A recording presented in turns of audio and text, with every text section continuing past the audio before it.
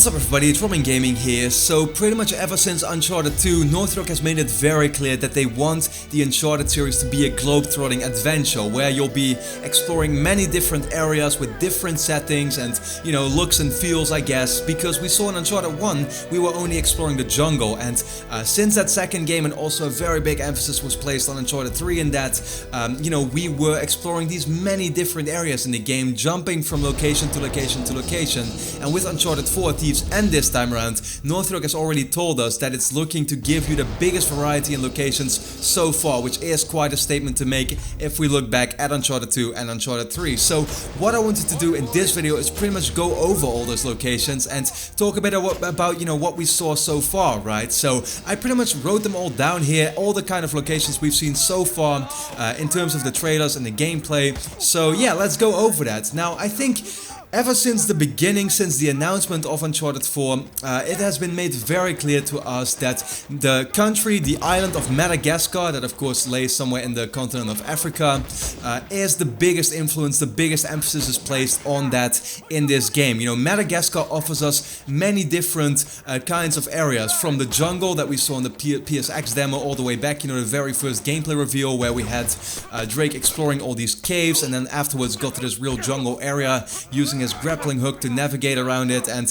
being ambushed by lots of enemies there. Madagascar offers you first of all the jungle, second of all the city that we saw in the E3 demo where, at first they were in this kind of marketplace surrounded by many different civilians, right? They were trying to get to Sam's tower, got chased by this massive truck while steering around in a vehicle actually themselves through these big city streets in Madagascar in a certain city as well. And apart from that, there's also massive landscapes. We saw that most recently, even in the Madagascar demo, it was literally called that, where Drake, Sam and Sully were trying to get to this certain volcano, right? And we saw it in the concept art as well. There's these massive big areas for you to actually explore yourself, where you can kind of get sidetracked and go search for certain treasures and stuff. So in general, Madagascar is looking to bring a big variety in areas and locations already, right? So that's pretty cool in my opinion. But apart from that, we've also seen 3 other areas so far that I wanted to discuss.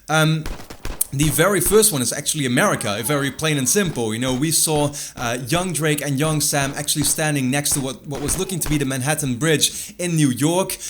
So yeah, of course, in that way the game is going to bring us back to America. But not just that, Nathan Drake himself at the beginning of the game has of course retired from fortune hunting, I guess. And he's leading a normal life, which was also pretty much looking to be in America somewhere. We don't exactly know where, but it's that country most likely. So yeah, we will be going to the United States of America in Uncharted 4. And then there's not just that, there's also a massive Italian villa apparently. We saw that in, for example, the multiplayer map, of course, called Rooftops. That took place in Italy somewhere, and looking at the story trailer we could see young Drake and young Sam standing next to a certain villa, which I'm pretty sure is supposed to be the same one, because there was a certain thing that they needed to get for some reason, right? We just don't know because it's very mysterious at this point. But they actually even returned to that in what we saw in, I think it was like the PlayStation panel at PSX, like when was that? Late last year, I guess, where they were trying to kind of infiltrate this place. There was a big party going on. That's where we saw Nadine, I guess, for the first time. And yeah, they kind of went back to that place. That was looking to be in Italy as well. This massive party where Drake and Sam were trying to get a certain, thing that they needed, of course, to find the treasure most likely. So yeah, Italy, we will be going to that country as well. And then the final area I want to talk about, we saw it both in concept art but also in the most recent story trailer, is a certain snow section with all these gravestones, and it was looking kind of creepy, I guess. We really don't know where that is. I assume it's not going to be in Madagascar because I'm pretty sure it doesn't have those kinds of areas, but apart from that, we just don't know where that is going to take place. But in general, these were kind of the things we saw so far, right? Many different locations and types of areas with different weather conditions and all that kind of stuff. Very extreme, either it's tropical or super snowy, so I think that's very cool, of course, being Uncharted being a real, I guess a globe-trotting adventure once again. This of course really makes it stand out so much. And my biggest hope in general though is not just that the locations will be awesome, but also that Naughty Dog manages to connect it well, because that's to me of course still the biggest flaw with Uncharted 3, is the game kind of felt too all over the place. You were constantly jumping from location to location to location and it didn't seem very natural, where in, for example, example, Uncharted 1, of course, because it only took place on one island, but especially Uncharted 2, they managed to really connect those things well.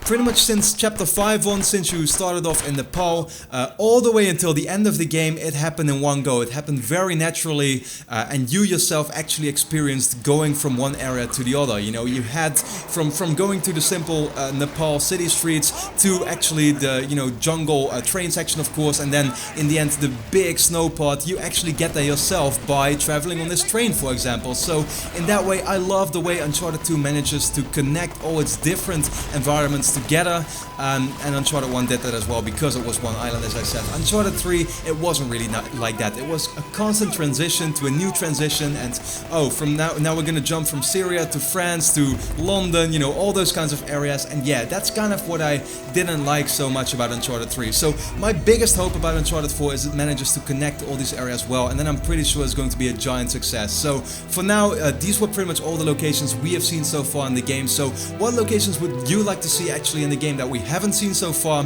And then I hope you enjoyed the video. Of course, leave a quick like if you did. It would really help me out. And then I'd like to thank you a lot for watching. Hope to see you again next time.